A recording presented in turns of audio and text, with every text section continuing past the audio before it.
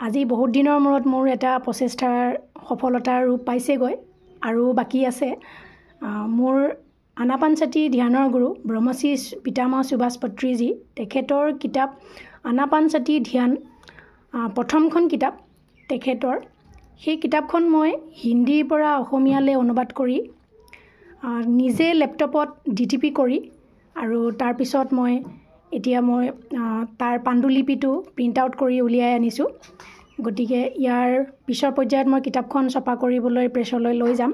আশা কৰোঁ আপোনালোকে সকলোৱে মোৰ এই প্ৰচেষ্টাক আঁকোৱালি ল'ব আৰু ইয়াৰ পৰা আপোনালোকে পত্ৰীজীয়ে ধ্যানৰ বিষয়ে কি কৈছে, ধ্যান কিয় কৰিব লাগে আৰু ধ্যান কৰিলে কি হয়, এই গোটেই কথাখিনি কিতাপখনত পুংখানুপুংখভাৱে দিয়া আছে আৰু তেওঁ যেনেকৈ কৈছে মই তেনেকৈয়ে কিতাপখনত অনুবাদ কৰিবলৈ চেষ্টা কৰিছোঁ। আপোনালোকে আঁকোৱালি ল'ব বুলি মোৰ আশা থাকিলে। ধন্যবাদ।